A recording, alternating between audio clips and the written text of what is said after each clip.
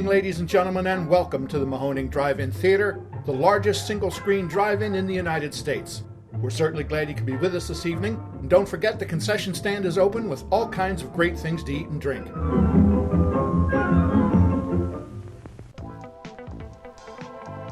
89.3 Mahoning Drive-In Radio, your old friend Virgil back once again for another exciting episode of the podcast. As you guys know, the only podcast dedicated to the love and revival of our beloved drive-in culture.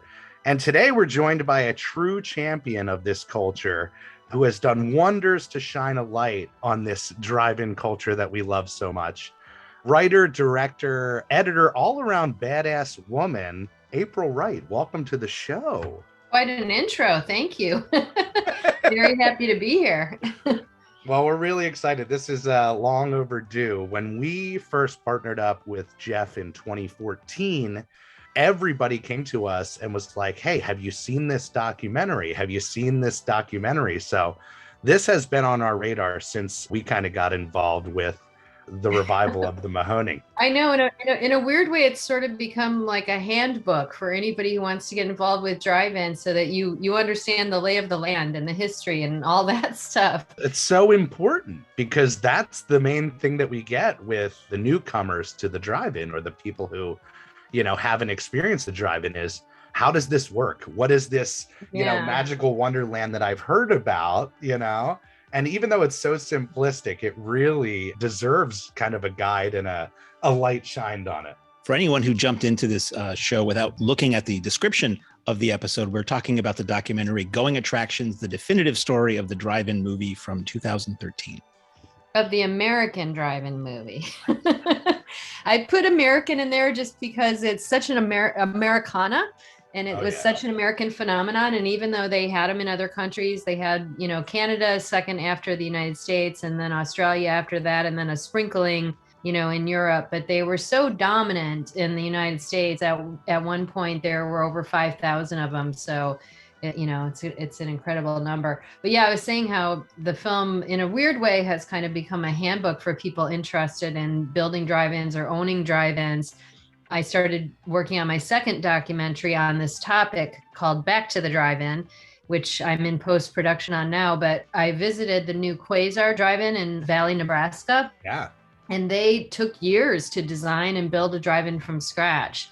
Jeff Carls and his wife, Jenny, she's an architect. So they took used parts from the I-70 in Kansas City when it was being torn down in 2018. They took the screens, they took a bunch of the concessions equipment. Right. So it's a new, really cool, authentic drive-in designed by an architect. And so it's throwback, but it's new.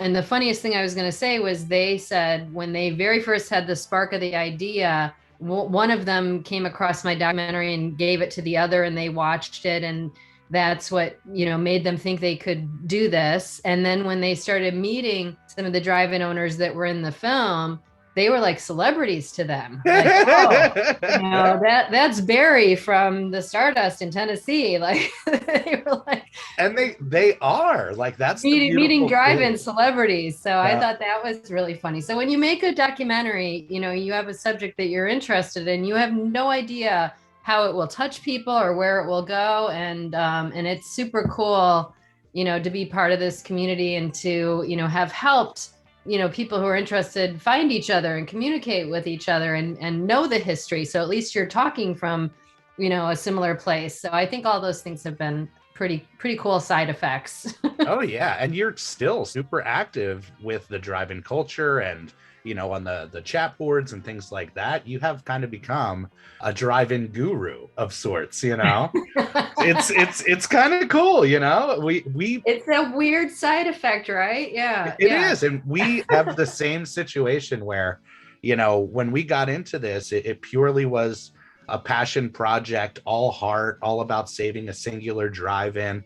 And our documentary, once it was out there, you know, people started discovering it and feel like they know you when they show up and can get behind your story. And it really just, it's the magic of cinema. The fact that, you can put a story out there and it can connect with so many people. I'm sure everybody knows about your film, but your documentary about specifically the Mahoning is so good because it goes so in depth there. Right. They're good companion pieces for sure. Oh, perfect double feature. Yeah, perfect double feature. Soon to be a triple feature when this new one is done. That's right. But yeah, I thought it was funny. I think one time you told me like you wanted to make a film all about the whole history, and then you saw mine and you were like, okay, that's been done. Let me go a different direction. Like totally. Al has mentioned your documentary in interviews, and I know Al's friendly with you. And yeah, it's kind of a great companion piece, and really did kind of lead Al away from the idea of making just a big overarching American drive-in documentary. So he's like, I got to pivot and just cover the Mahoning because of all the drive-ins out there, that's the most interesting one. So I love it. Well, we always talk to people about their love of the drive-in, their history with the drive-in, and as the woman who directed this documentary and the upcoming sequel to the documentary, where does your love lie? Where does this all start? What is your earliest history with the drive-in? Yeah, so I grew up outside of Chicago, north of Chicago on the Wisconsin border. So we were kind of halfway in a town called Zion, halfway between Chicago and Milwaukee. Yeah. And then I did actually, side tangent, I did actually live in Miami for a little while in high school. My mom was getting an advanced degree there. And there was the Tropicare drive-in that had swap meets. And we went there every single weekend. Pretty much every Sunday we went to the Tropicare, which was an amazing drive-in. But the ones I grew up with was the Keno drive-in in Kenosha, the Waukegan drive-in, and the Grays Lake Outdoor. We often went to all three of those, especially, during the summer. It was just, I had a movie family, and my family liked movies, liked going to movies.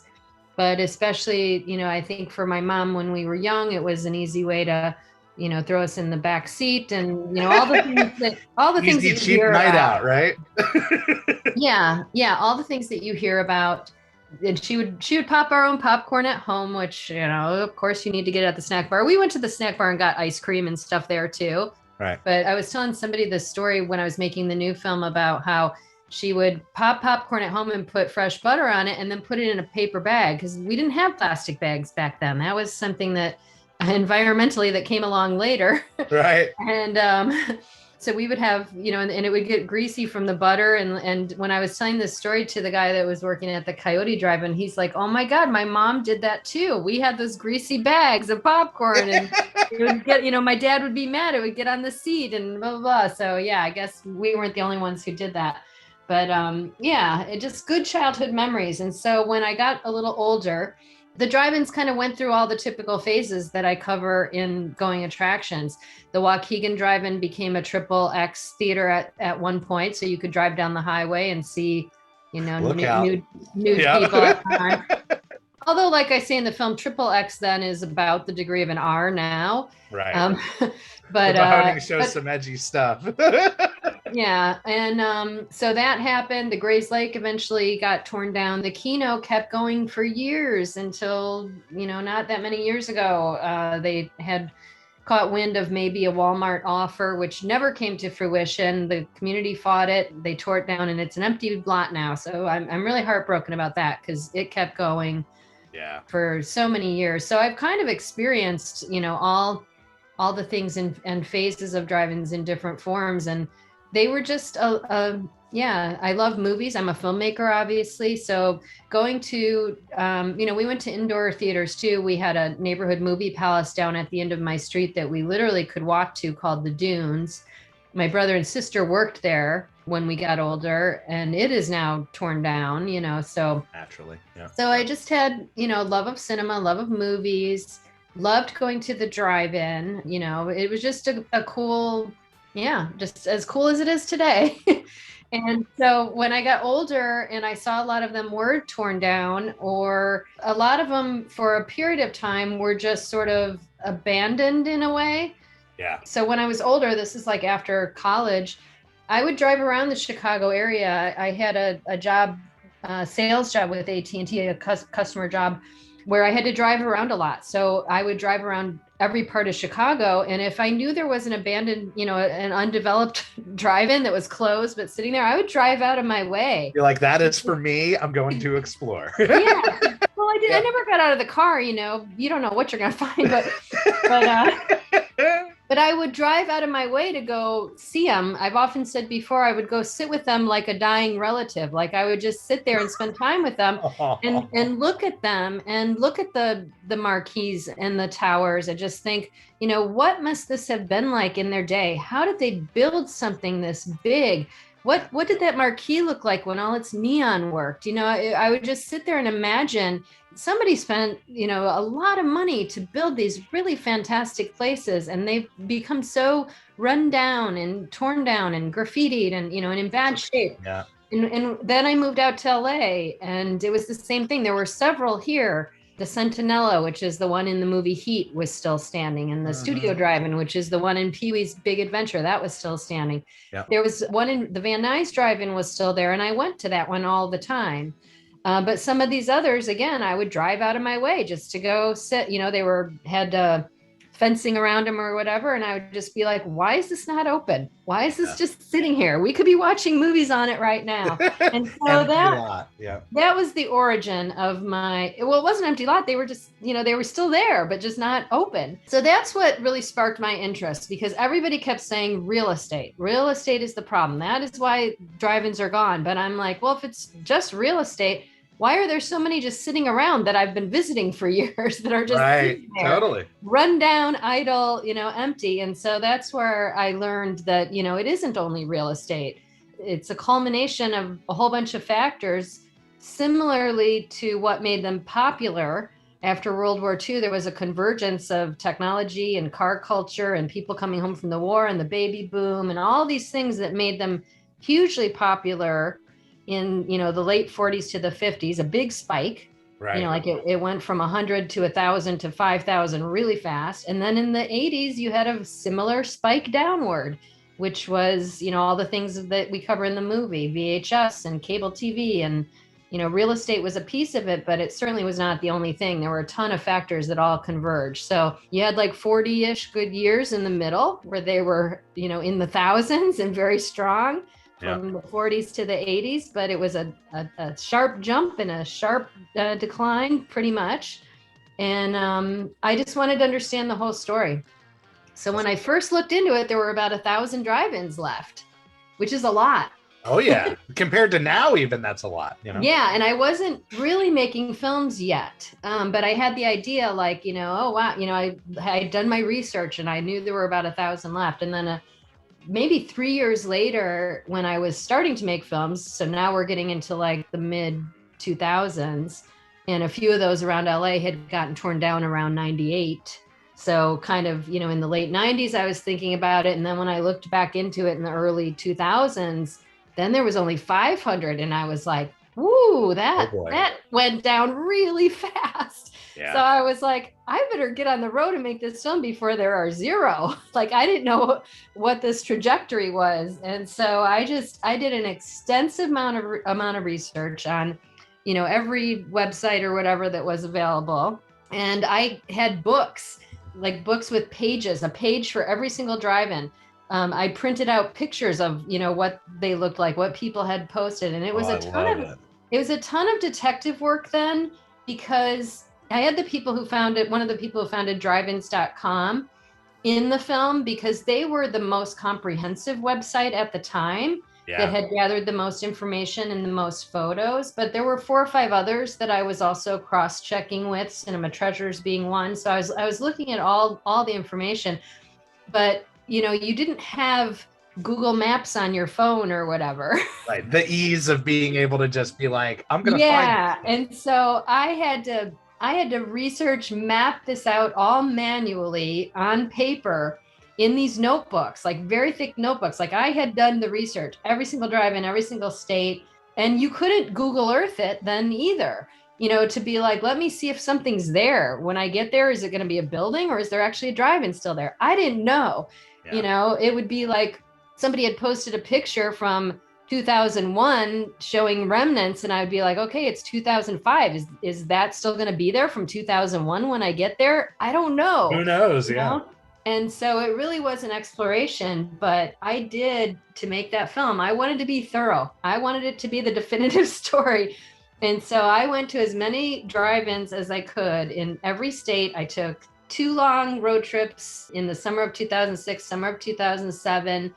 And then I took a few other smaller trips to get the places I missed, including Hawaii. But I went to every state except for Alaska, not because Alaska doesn't have drive-ins, it did, but I just haven't been there yet. But I went to 49 states, and I went to over 500 locations. I went to open drive-ins, closed, abandoned, remnants, and if they were a well-documented drive-in that had good photos of what it looked like, I would go see what is there today, what did it become. Amazing. And so as a result, I have by far been to more drive-ins than anybody. You are the drive-in queen. And like you said, I accidentally became kind of an expert on drive-ins just because I was so thorough in my travels and in my research. So that's the whole making of. And I don't think I've ever really told anybody, because I don't think anybody but you guys, with a drive-in podcast could have the interest in that much depth about how I made this film. But that is the whole story right there. I never really told that before.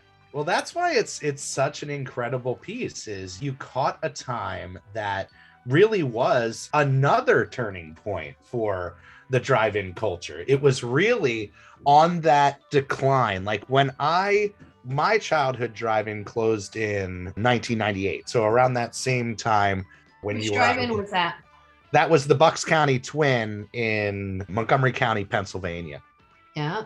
And it seemed like at that time, for years before that, it was a decline. And then in 98, it really felt like, wow, there was this big clear out. Although I was going to say the weird complexity of it, which I didn't know when I started, but I learned very quickly, even though the numbers were dropping, there was also this sort of overlap of a drive-in renaissance already starting back then.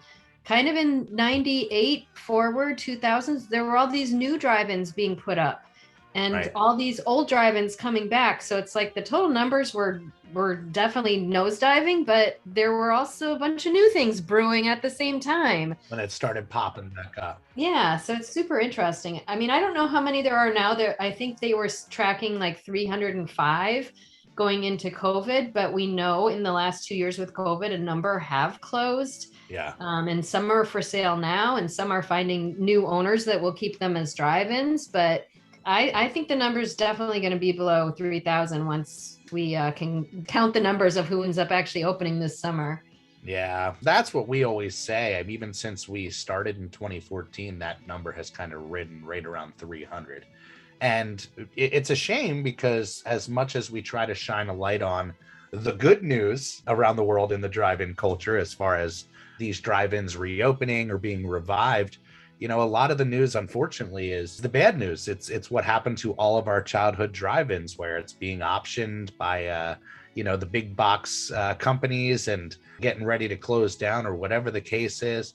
So it's really difficult, and I think that the love of the culture goes so much further when your culture is kind of in that state.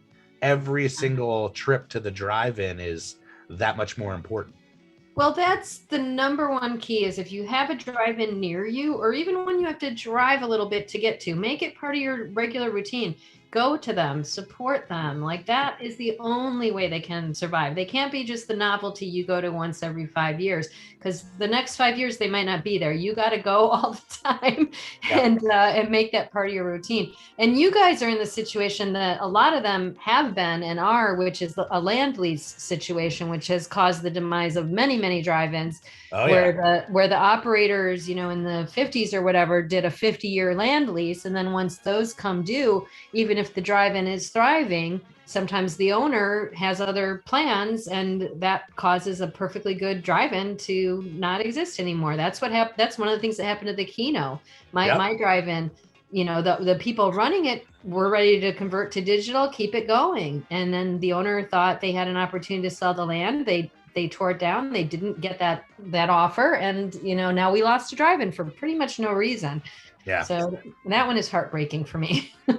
Yeah, and that's again, that's kind of the case with a lot of people. Every single guest that we bring on, that's 9 times out of 10, it's I had my childhood drive-in, it made me fall in love with movies and become who I am, and now it's a vacant lot, or now it's, you know, developed into this, that, or the other. And like you said, it has a lot to do with the land development and the cost of land and blah, blah, blah. But there's a ton of factors that go into it. And I think even with us being kind of the perfect example of mixing the old school and the new school and finding your own kind of marketing strategy, we were in the worst case scenario for a drive-in. When your back's against the wall and the land is being sold out from under you, there's not anything you can really do. And our success story and turnaround there, that's why I think it was so newsworthy, is it doesn't happen. 9 times out of 10, it becomes the other way around. The thing that you love gets closed down by the big, entity, you know. And, you know, not to prop you guys up too much, but I think that everybody recognizes, and I certainly see, that you guys have done such a good job of promoting the Mahoning, having unique events, having, you know, getting your following, doing your marketing, doing all the things to really carve out your niche, especially in that community, but also to become a destination drive-in. Yeah. You know, there's a lot of people that have, like, you know, I got to go to Shankweiler's, I got to go to Benji's, I got to go to Mahoning. Like, you know, there's certain drive-ins that get on the list that people want to pay a special visit to make sure that they see it. Yeah. And you guys have done a really good job with your promotions and just, you know, creating a unique thing that you do. So congratulations on all of that. We're honored, you know, and just like having you on, anybody that we can have on that's kind of a fellow mouthpiece for the love of this culture, that for a lot of people, they still assume it's kind of a dead culture and something that went away. You know? Yeah. So anytime that we can shine a light on it and preach about it, it really does bring it back on people's radar. Yeah. And as terrible as COVID was, you know, for the drive-in culture, it really helped shine that light back on. We knew things turned when car commercials were rolling up to the drive-in to sell their car, you know? Yes. Yeah, it's been interesting, but that's kind of what my new documentary is about. I mean, I was at the Drive-In Theater Owners Convention in spring of 2020 before COVID hit. Mm-hmm. And Brad Pitt had just won his Oscar. And, you know, he always talks about going to the drive-in, and he talked about it in his Oscar acceptance speech, how he learned about films going to his drive-in. And so we were trying to figure out, can we play off of that, or how can we get attention? The guy that owns Shankweiler's, Paul Geisinger, had said in my documentary, do we need to get a 30-second Super Bowl ad to tell people drive-ins are still out there? You know, how can we make people know? And then, you know, a month later, all of a sudden COVID hits, and it's like, okay, well, we got our wish. Now everybody knows drive-ins. We got that national and international attention, not in a way anybody could have predicted. Yeah. But I think it's, but here's the tough part, and this is why I wanted to make the follow-up documentary, is that despite that awareness and good press, that does not mean drive-ins are printing money or doing well.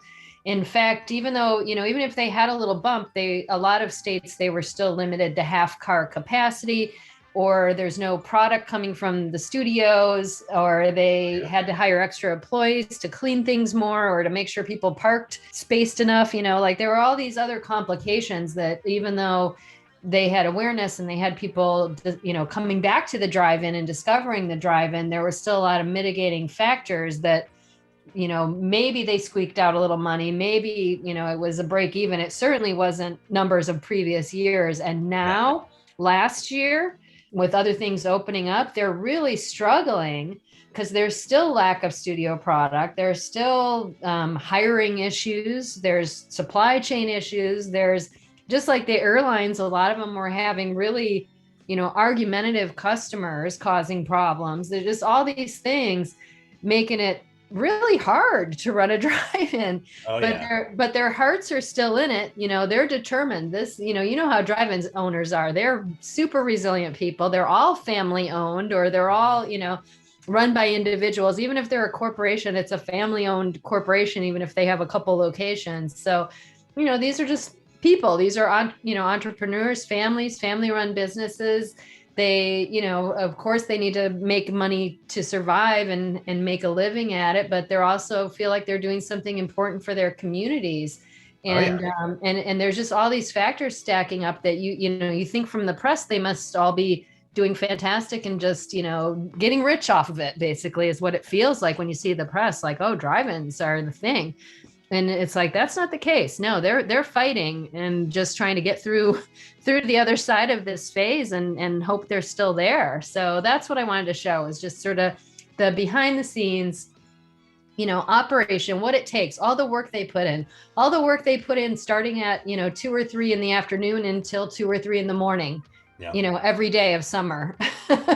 It's a ridiculous amount of work and they love it and it's their passion. But, back to what I said before, you have to support the drive-ins. You have to come out, you have to frequent them and show a little respect to the people that do it, because there's certainly a lot of people that, they've been cooped up too long in some cases. Well, that's one of the main reasons I love this culture, is because, like you said, it's insanely familial. The culture, every owner wants to help each other, and it's not a competitive outfit, and everybody who is still standing really, as you touched on, had to jump a million hurdles and, turn down a million different scenarios to be able to still stand there and deliver movies to your community. And that for us is our biggest selling point, besides the fact that we're the drive-in that shows 35 millimeter. We're a retro classic drive-in. It really is steeped in the past, in that it's an essential community space. Yeah. After a long day of work, after a long day with the kids, it's still an essential option for people to get out of their heads. And now it's diminishing the amount of things that us as a culture can do together. And that's why we really try to push the smaller events, the Tuesday events, because we know it's built for the people who aren't traveling across the country to get to us. And that's the most important thing, is building that centralized base. Yeah, I think you're totally right. And that was one thing I realized. I started realizing this making the film for my first documentary, for sure. But the more I've been around drive-ins and traveling, and then I made another film about movie palaces and the history of those. And I have come to the definite conclusion that a lot of times decisions that are purely financial, about changes and buildings and whatever, when they're purely driven by financial, they usually are not the best long-term decision for the community. Right. And it really is kind of terrible. I mean, if you could go back in time, if we valued culture, if we valued culture and we valued community and we valued how kids are being raised and all of these things, if we valued those things more than money, we might have restructured taxes differently and done things where we looked at places, community gathering places, community social gathering places like this as essential as schools or museums or other things, where we would give incentives or tax breaks or things that would, not allow the land to be, to replace them with shopping and things like this. Because when you get rid of these community gathering places, you really do, like you were just starting to say, you minimize a way for the community to interact and to know each other, which was part of how things used to be. And, it isolates us more. It has negative downstream effects. And, so I think a lot of these places, and I grew up in with this, besides drive-ins, my family had a roller skating rink growing up. Oh my God. How retro cool are you? Come on. So that's how I grew up. But yeah, so I grew up roller rinks in there. I grew up bowling alleys in there, like all these things, video stores that, are community gathering places. And the more you lose those, you unravel the fabric of the community, and it has all sorts of impact on how people treat each other and how people feel isolated, and a lot of the things that we're seeing effects of this in different ways. So I kind of think this is a little root of bigger problems issue when we make the decisions to let places like this go, because you lose, especially with the drive-in, you lose an outdoor space too, which even those are critical. So, so the ones that are left and the ones that people are bringing back to life right now, and the ones that people are building from scratch, I commend all of those people And you guys, for just because you put your heart and soul into it, but it is so important. It's so important. It's got to be, So, if it's like you said, if it's a money venture, it's going to be a really hard time for you. But if it's all heart and all about doing this for the right reasons, it's incredibly rewarding. Because I think about it that, we see the drive-ins who struggle and have their kind of minimal success by building their local community. And people say the Mahoning's it's like a cult following. And I always say it could be like that in every single town. It could be like that again in every single town that has a drive-in. They just need to kind of play into that and promote that, Yeah. And I love the fact that there's now multiple documentaries out there for people to discover, because more than anything, as much as we hope, people are going to see the documentary, it's a word of mouth still that brings people back to the drive-in and back to discovering what's so magical about it. So as much as amazing work it is, it just gets the conversation going again. And that's really why we started the podcast, is we said, if we can get the people, running these drive-ins to come out and put their heart on the table like we've been able to, it really does spread that love around for people who just love the culture and the feeling and the drive-in memories as a whole. Yeah. And I'm really hopeful that, like you said, I think most drive-ins strive for that, like building their local people, and then you're going to get other visitors and growing that over time. Right.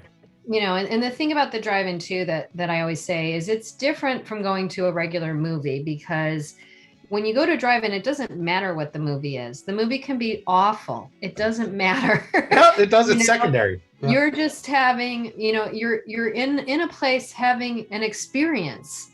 And it's a whole event, and it's a whole experience, because you're with the people you're with. You can talk to them. It's more social. It's different than just seeing a movie or seeing a movie at home. It has all these aspects of a night out, and just having and creating a memory. That's the other thing too. Yeah. When you're streaming stuff at home, I can barely remember what I watched 3 days ago or last week or last totally month. Disposable, right? And it's disposable, and they call it content because it's true. It's just like content, goodbye. And I think, not that I wouldn't want to have things on those streamers. I totally do. but I think when you see something, at a movie palace or at a drive-in, you have this added layer of the entire experience that really imprints a memory. And I think going to drive-ins and going to movie palaces is why so many people who are filmmakers fell in love with, movies. Because you had this bigger experience with it, where you weren't just watching the movie, but you had a memory imprinted on you that made it so special and really allowed you to escape into that film and into those characters in a different way. And that's why Brad Pitt talks about it when he wins his Oscar. And that's why Martin Scorsese talks about it. And all the filmmakers that we, consider the greats all talk about their memories of going to drive-ins. James Cameron talks about how he went to drive-ins in Orange County growing up, or California. So we're all right there. It's led us down a different path. I say it all the time. I fell in love with movies in the backseat of my mother's car, and it shifted my whole perspective on things. I started getting into acting and singing and performance, and that would have never happened if I weren't in this larger than life scenario and had this world wash over me at such a perfect young age.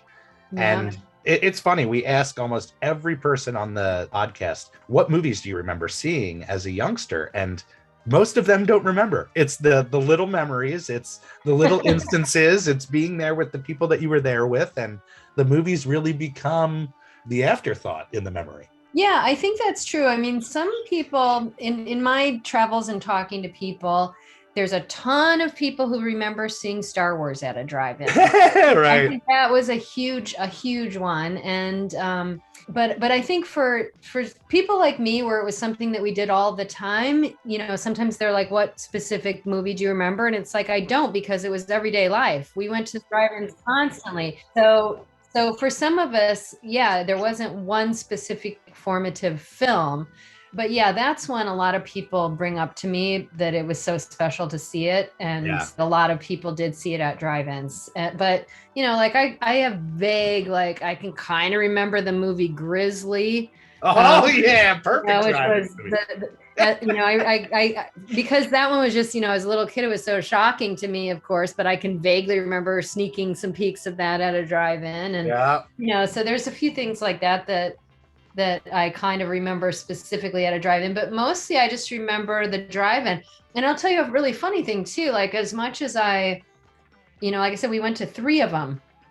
And it was so funny when I went back to the Kino, and I hadn't been there for years. And I actually I was going through the area and I visited it.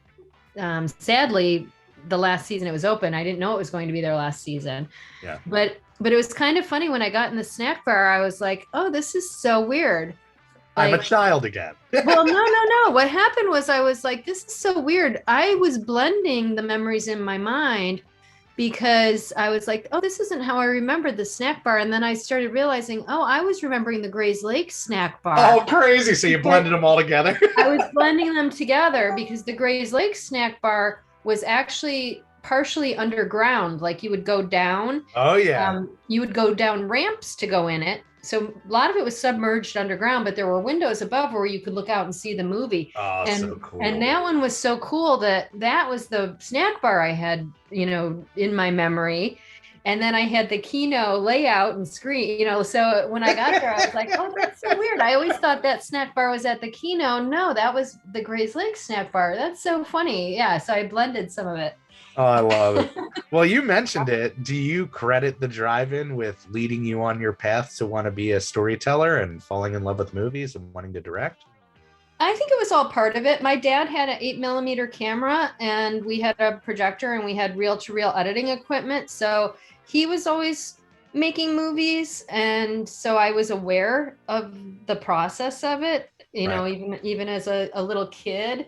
And even when we were kids, we played around and shot stuff on the 8mm and edited it with me, my brother, and my sister. So I always had awareness of the process. And then, like I said, my brother and sister worked at the movie theater down the street. I remember, for example, when Raiders of the Lost Ark was there. Oh, yeah. I probably saw it at least 40 times in the theater because I didn't have to pay because they worked there. And so, we just had, my whole family, we just had this whole climate of really loving movies. So I knew I would do something in movies eventually. I just wasn't sure exactly what. And I'm not purely a documentarian. I mean, I write and I've done other, narrative things, and I'm trying to do some television things now. But for me, there's a lot of documentaries that are about, heavy topics or certain causes or certain issues, social issues or whatever, that I would never know how to make a documentary like those. Although I believe even though mine are very entertaining, they still have plenty of social commentary within the story. But I try to tell documentaries about topics like this, that are entertaining, but also have heart and have social commentary within the entertainment. Well, you've done an amazing job with it. I have to ask because it was so incredibly badass. What brought you to the STUNTWOMEN documentary and working with all those incredible ladies? Well, that was related, to my body of work that I had done, both Going Attractions films, the definitive story of the American drive-in movie, and then I was following it up with the definitive story of the Movie Palace. Those were both Hollywood history. In a way, and sort of an obscure aspect of the whole history, and also used a ton of clips. And so STUNTWOMEN was a very similar type of film, that it was looking at the history of women doing stunts since the beginning of cinema, and also doing, using a lot of clips. So there was a big parallel. And of course, I was really interested in being a woman who works in the film industry, because I felt like the statistics, although they're improving now, hadn't really changed for women. The percentage of women, directing had basically remained flat since the 70s. And so I felt like, the STUNTWOMEN have had this struggle to not be replaced by men wearing wigs or whatever over the years, that they've had to struggle to show that they can do the work. And I was like, that's a smaller community, but it really represents the bigger struggle that has happened in this industry. So I really related to the story, and I knew a stunt woman, and we were wanting to work on something together. And I knew a really great female DP who had shot documentaries. We wanted to work on something together. And then a couple of producers I knew had that book. And it just all lined up really quickly. There was a book about the topic, and I was just like, okay, I have a stunt woman who can help us get access to these people. I have a female DP. Like I sort of came like it's lining up, baby. It just all happened. Yeah, this was literally within a few weeks. And so, and I had a take on the material to put, to have younger stunt women actually meet the older stunt women who were still alive, and let the stories in the book come to life. So we have, the woman who did most of Pam Grier's stunts back in the 70s. Too cool. JD David. We had Jeannie Epper, who was Linda Carter, Wonder Woman's stunt double. Julianne Johnson, who was did Charlie Angels, and she ended up being one of the first stunt women. One of the first stunt coordinators who was a woman on Charlie's Angels.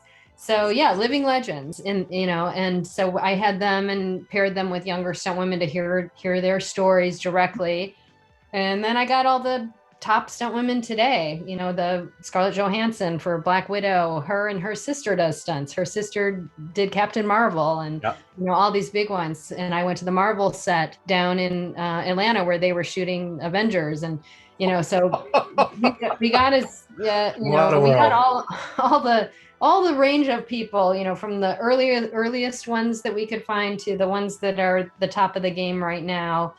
And it was super fun. And Michelle Rodriguez came on board to executive produce and was in it. And her driver since the very first Fast movie, Debbie Evans, is in the film. And I got to put her and Michelle in the car together, and we shot drift car racing, which you would never get to shoot for a documentary. I got to shoot action sequences, and it was super fun. So awesome. But similar to the other films, they're all just aspects of cinema history that you don't really think about. But if you see my films, then you'll start to notice these things.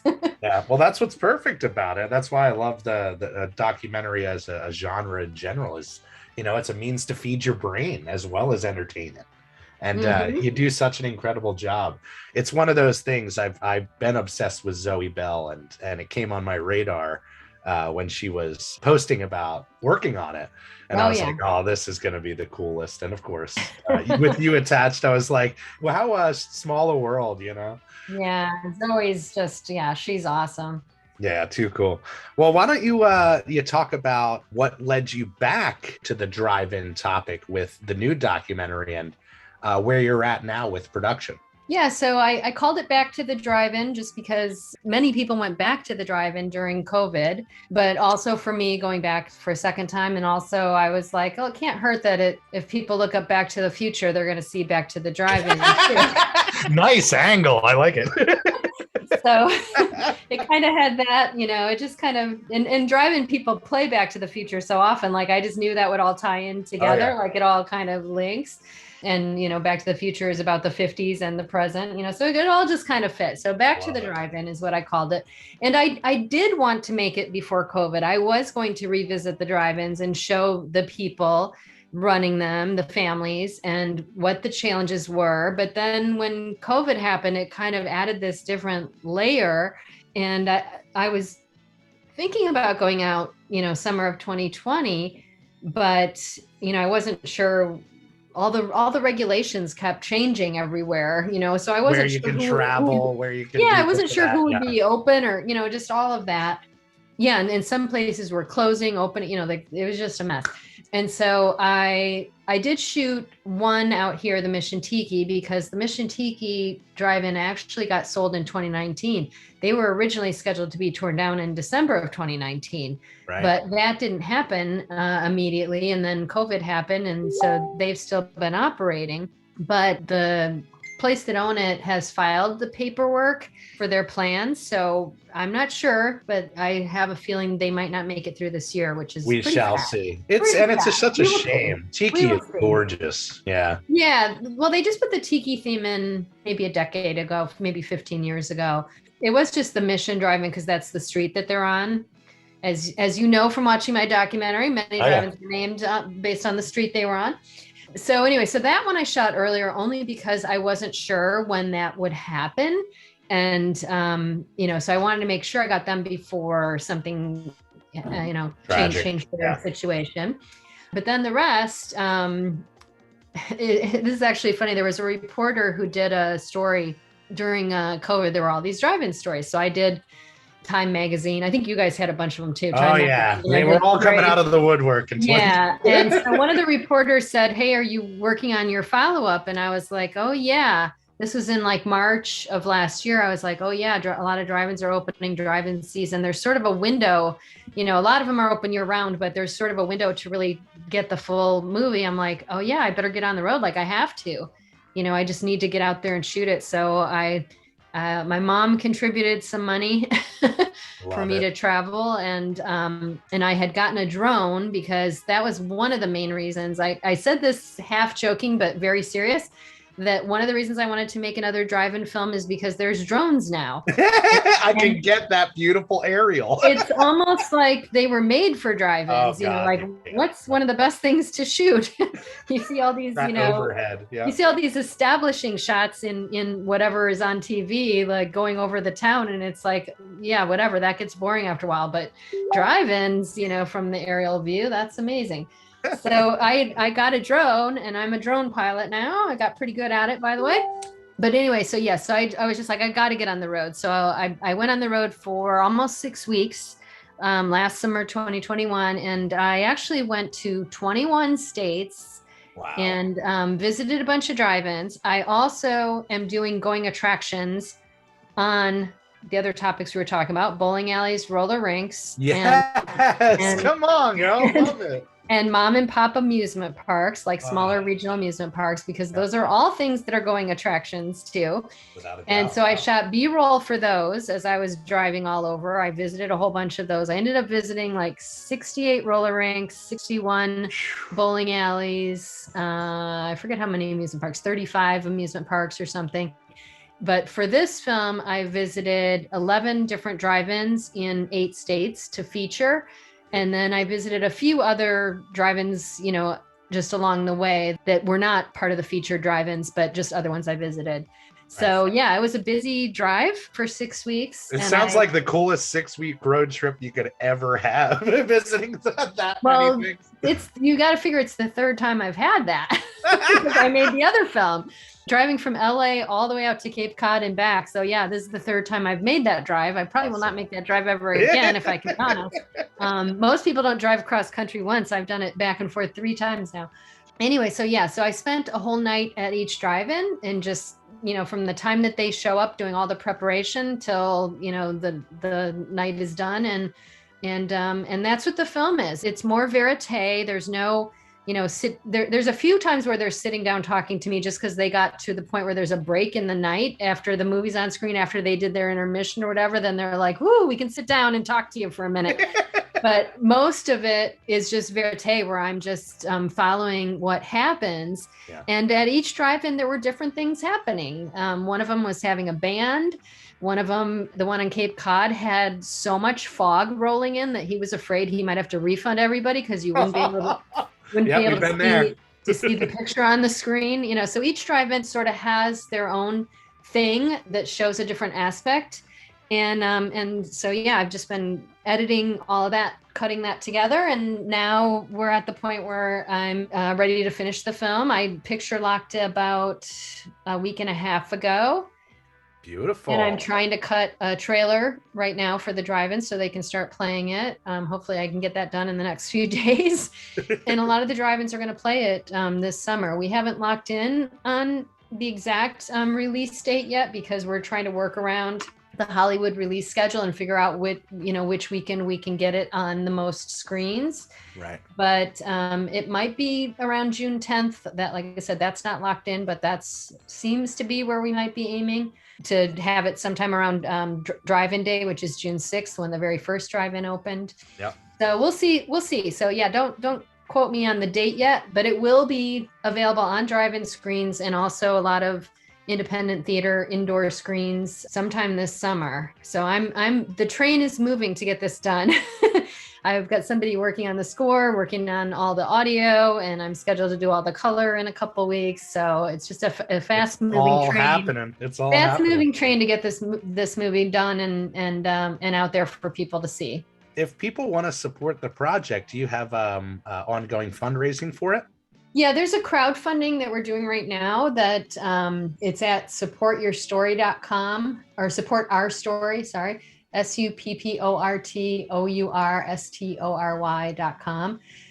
It's just Back to the Drive-In feature documentary finishing funds. And we've been running that for about a week and a half, and we've had a lot of good support so far, but we're at 41% of the goal. So we still have about 15,000 to raise and 18,000 for the total stretch goal that will cover everything. But yeah, we've had so many people support, and just it's kind of cool, really, actually, to connect with so many people who have seen the first documentary or some of my other work, and so they want to be involved and they want to support it. So it's been super nice. Like, I've been really surprised, just, people showing up and wanting to help. And yeah, I mean, if the timeline were longer and I could get money another way, or if COVID had been better to me and I had more money myself, I wouldn't have to do the crowdfunding. But things have been tough. So this was like, I'm going to try crowdfunding. I never tried it before, but I think it's been a really good experience. That's the world we're in. And being that you're telling a story of this culture, it's, it's supportive, and people certainly will put their money behind it. And I don't know if you know, but we have a few drive-in fans that listen to this podcast. So it's a good place to put it out there. If you guys want to support this project, you heard it, head on over and get us across that 100% line. Yeah. And so that's basically my next few months, is just going to be finishing this and getting it on drive-in, as many drive-in screens as we can and indoor theaters. And because it helps get the word out about drive-ins. Everything we were talking about earlier on this podcast about how people need to know they're there, know they're struggling, support them, get out. I think this year is going to be especially crucial. There are some good drive-in films coming out this summer. I think the new Jurassic World one is probably going to be big. They have a drive-in, a drive-in with a dinosaur in the trailer. How perfect is that? Go see that at a drive-in, folks. You're crazy not to. Yeah, exactly. Because then you can see it in 4D, like you're there in the drive-in, and the drive-in seat, That's what we always say about the space movies. And it's funny you brought up Star Wars, because whenever we play a movie set in space, there's no separation between the screen and the world. You look up and it's just stars and stars and stars. Exactly. You're inside the movie. And it's 4D. Can't get that at the indoor, that's for sure. Or if you're seeing a horror film, it's 4D. You don't know who's going to come out of those trees next to you. That's right. It's just like, it definitely adds an element. We show Friday the 13th movies, and we have somebody dressed as Jason who walks around and taps on car windows. So it really is the old style. Yeah. That'll do it. Yeah. Well, Mark, do you have anything for April? Well, I did want to ask a question that we ask of everybody we have as a guest here. And that is, if you could program, and not even looking to see if anybody else would care or if it would be a financial success, if you could program your own drive-in double feature or weekend of 4 films for a weekend for your own personal enjoyment, what would those films be? Wow, that is a very interesting question. The amount of drive-ins you've been to and double features, and God, that must. Yes, I have been honored to be a double feature with things like Smokey and the Bandit. Love it. I was a double feature with Jaws at a drive-in. I've been a double feature with so many cool films. But let's see, I really think about that 4D element. Like, what movie is going to be even better at a drive-in? Yeah. And I can't go to the obvious choice, Grease, because everybody plays that, and it really is great to see Grease at a drive-in. But I think some of what we were talking about, like scary movies, would probably be what I would do. So I might do Jaws, maybe Jaws with Grizzly. They're kind of a similar thing. Come That would on! be Jaws with claws. yes, exactly. And that's how they marketed it, I think, when it first came out. So that might be good. And then one of my favorite horror films is Carrie. And that would be fun to see at a drive-in. But what would I put with it? I don't know. The Shining is another favorite of mine. I have so many favorite horror films and thriller films. That's kind of my go-to. You're hitting. But I also mentioned loving Raiders of the Lost Ark, and Raiders of the Lost Ark is awesome on a drive-in screen because that's every time. an adventure and you're in it. So I would have to think about that a little more, because when I think about programming, I'm like, what's the right combination? Which I know you guys do too. And of course, Quentin Tarantino does out here with the New Beverly. You're really thinking about what's that combination? How can I draw people in with a film they know and then share something that maybe they don't know, Yeah. So I would have to think a little further, but those are some that I would definitely think about. All of those would crush. And Mark, am I wrong? We played Grizzly for what event? It was Animal Attack weekend. Animals Attack. It was Grizzly and another William Girdler film. What was it? Day of the Animals. A whole bunch. And Jaws may have been in there. And we have run Carrie as well. Maybe Carrie and Prom Night. And you guys have had Joe Bob Briggs out there, and I did that. Let's talk about that.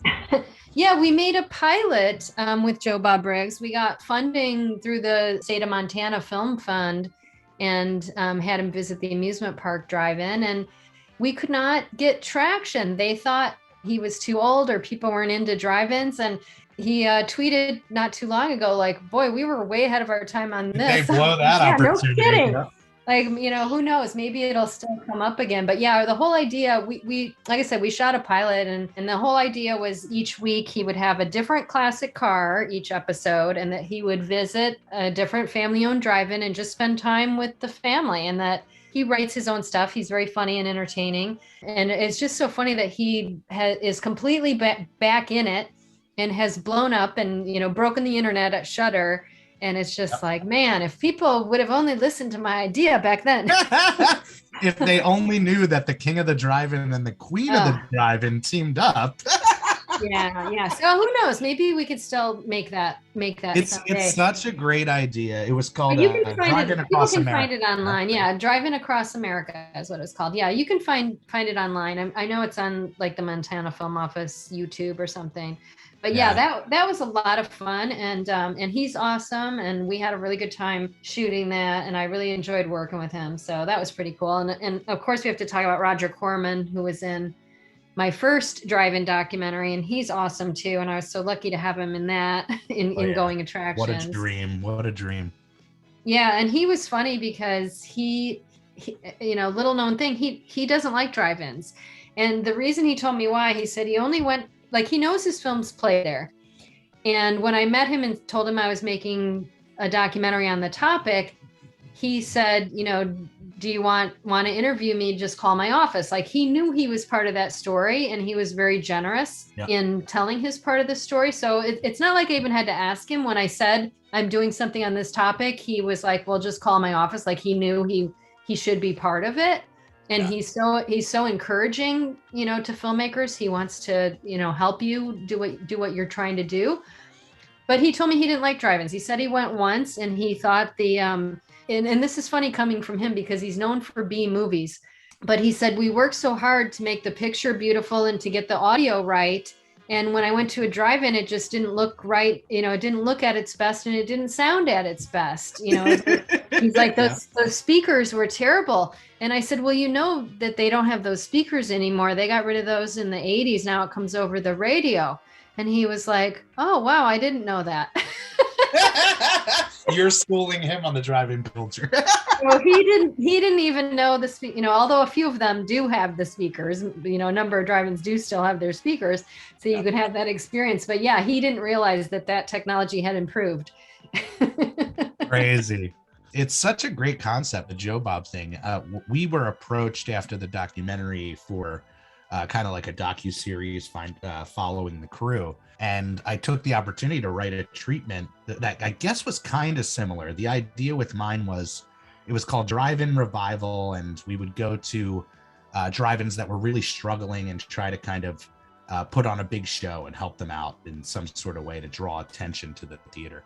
But again, like it's the perfect concept to simply shine a light on the people who are making this magic happen. It's something for us being part of it. It seems endless, an endless well of material. Well, one of the things that I love so much about drive-ins is that they're all unique in some way. They all have the certain aspects of, whether it's the marquee or the snack bar or the decor or the layout, and they all have their own little sets of rules or specific rules that are unique, or the food. And we always say that they, in a weird way, they kind of take on the personality of the owner, because each person is doing it the way that they would like, from the drive-ins that they remember, or, so you really have this unique handprint on every drive-in that is impacted by the person that owns it. And that's part of what creates such unique experience at each one. It's like, they all have a screen, they all have a projector, they all have a snack bar, but beyond that, it's all different. Yeah, it's so wild. It's the basics. It's a couple things, and then the experience and magic happens when you pull through those gates, Yeah. The elements are in place. Now let the magic happen.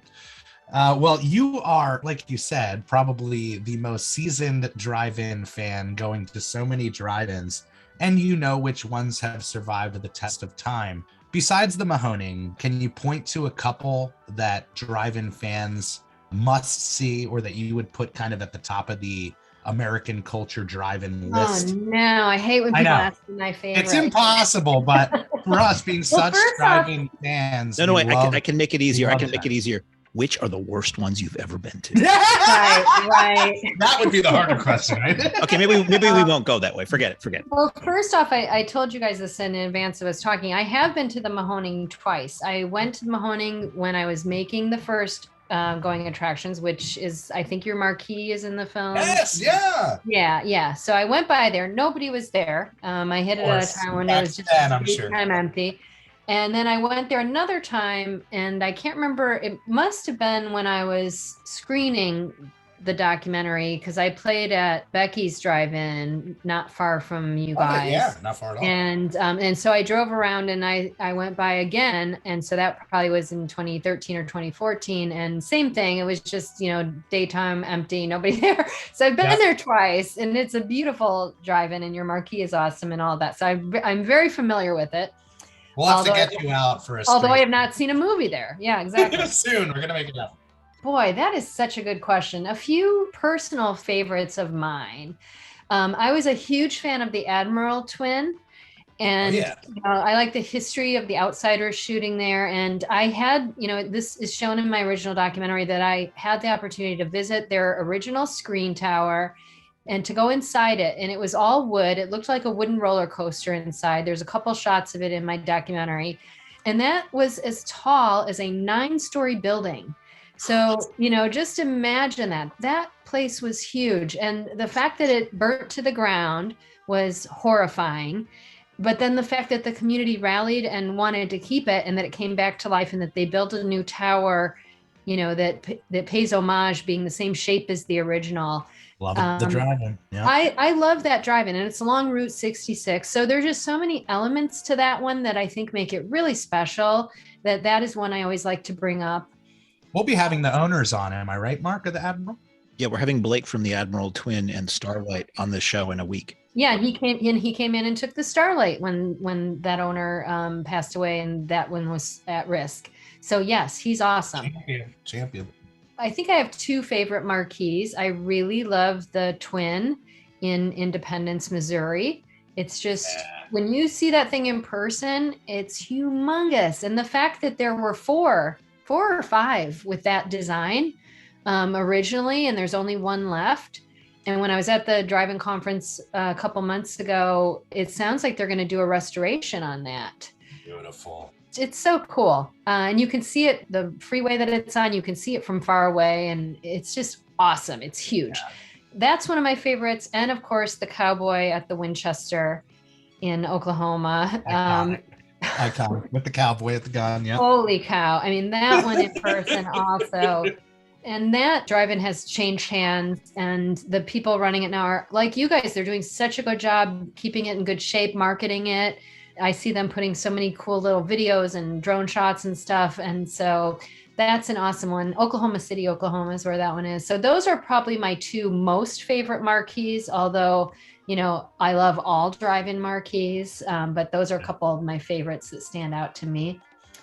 Like I said, I cannot choose a favorite. I always answer that question that if you have an open drive-in near you, that is the best drive-in. Go to it. That's the one. That's your favorite. that should be your favorite. So that's really how I look at it right now. Yeah. You know, there's a lot that are always on the top 10 lists or whatever. And sometimes that's just because they have been around longer or they market themselves better, or, you know, not to say that they're not great drive-ins, believe me, they are. But yeah, I love those lists because they bring attention, but I kind of also don't like them because you can't really rate and rank them. They're not in competition with each other. They're all on the same team to try to keep drive-ins alive. And so if you have a drive-in near you, that is your favorite drive-in. Without a doubt. Well, I can't thank you enough for all that you do for the drive-in culture and all that you continue to do for the drive-in culture. For people who are now kind of wowed and in love with you, how can they find your work or support you online or whatever the case is? Just goingattractions.com. I have a website, and I don't have the new movie on there yet, but it will be on there soon. But everything is compiled there. Even the Joe Bob Briggs one that we talked about is on there. So yeah, if you go to goingattractions.com, and that is the best place to find me. And it will be updated with Back to the Drive-In very soon when that comes out in the next few months. Beautiful. And yeah, hopefully, I'm sure I will travel to some degree to visit drive-ins when this new one comes out. So if I get out in your area, I will come visit you guys again. Without a doubt. And we have a means to show digital, so it's not out of the question. We can certainly work a screening. And we always joke trying to get you and Al together because he does. He certainly is a fan. So yeah, well, it's mutual fandom. And it's worth mentioning, you've done an amazing job with just getting the Going Attractions documentary out there. You do the theater displays, which I've seen at several theaters around us, promoting and selling the documentary. Is that right? Yeah, I created a snack bar display for Genius. You know your market. Yeah, because a lot of drive-ins, if they're selling T-shirts or other merchandise, it's just an easy thing. And especially for drive-ins that do get any sort of tourists coming through, it's a nice keepsake. And I do what I can to get things out there. That's what you got to do. We'll have to connect you with Sandy, our merch girl, and get it on our table as well. Cool. Well, we can't thank you enough. Anything else you want to put out there to the people? Or are you feeling good? Well, like I said, I can talk about drive-ins all day, so we could probably keep going. But I think we covered a lot of ground, and I really appreciate you guys for what you do with the Mahoning, because you know you've done a great job and raising awareness, and all the cool events and things that you guys do there is really awesome. So much respect to you, and thank you for having me on this podcast. And hopefully, I can give a little nudge to drive-in attention. We're gonna make this happen without a doubt. And again, any light shined, it always helps. There's constant flow of new discoveries to the drive-in every single day that we're open. So that certainly goes a long way. Well, thank you so much, guys. Again, you heard it here. She's the queen of the drive-in. Go support her. We want to see the documentary up on the Mahoning screen without a doubt. And we're going to try to make that happen for you guys. I have never been the queen of the drive-in before. That's a good thing. That's a good moniker. Feel free to put that on. I was going to say, I don't think anybody's ever called me that, but I like it. That's really funny. That's funny. Oh, that's perfect. All right. Well, thank you. Thank you, hon. Be well. Have a good day. Take care. All right. You too. Bye, guys. April Wright. How about that, Mark? I first saw Going Attractions on DVD. I bought the DVD not long after it came out because I was so excited. It's a documentary about drive-ins. And that's, something obviously I love. So that's really exciting to talk to her. We've been in communication a little off and on setting this up, and I'm glad we could finally make it happen. Yeah, when we talk about trying to bring guests on that are involved in the drive-in culture, April's right up there on that list, and she's an amazing resource and connection to a lot of other people who are involved in the drive-in culture. So, but like we said, support the hell out of April. Check out her documentaries. Obviously, we love the drive-in, and the fact that she has 2 now drive-in documentaries under her belt is more than worth loving her. But do yourself a favor and find the Stunt Woman documentary. It rules. It really does. For a fan of movies, as you are, being a fan of the Mahoning Drive-In Theater, it's going to be right up your alley. I guarantee it. And the official title is STUNTWOMEN, The Untold Hollywood Story. It's just from 2020, just from a year or 2 ago. And the other film is Going Attractions, The Definitive Story of the Movie Palace from 2019. Which I really want to see. When we talk about the love of the drive-in culture, there's a big crossover with the love of the classic indoor houses that, if they were able to survive and are still around, are doing a lot of what the Mahoning does as far as programming or preservation of film. And she does an amazing job, once again, shining a light on that aspect of our Hollywood culture. As you leave the theater, folks, please be careful. Don't let this happen to your car. Be sure to remove the speaker before you leave. If you should accidentally pull a speaker loose, please turn it in at our snack bar or box office. Thank you. Well, we have to thank April so much for giving us her time, and again, all the amazing work that she's done. And I didn't do it at the beginning of the episode because I'm a douche, but my co-host, as always... Irma LaDouche? My co-host, as always, and general manager extraordinaire, Mark, thank you so much. I'm sorry I missed the intro. Happy to do it. I really love setting these interviews, these guests up for the show. I mean, it's honestly, if there's a guest on our show, it's because it's somebody I want to talk to and I want to learn what they have to inform us about. So it was a thrill for me to mostly just listen to this. It's a great dream come true, and Mark's got a plethora now of guests on the back burner, and like we mentioned, a couple of them on this episode. You got a ton to look forward to, and again, being that this is the drive-in podcast about the Mahoning, I guess it makes sense to mention that we do open back up at the end of April. Tickets are on sale at mahoningdit.com.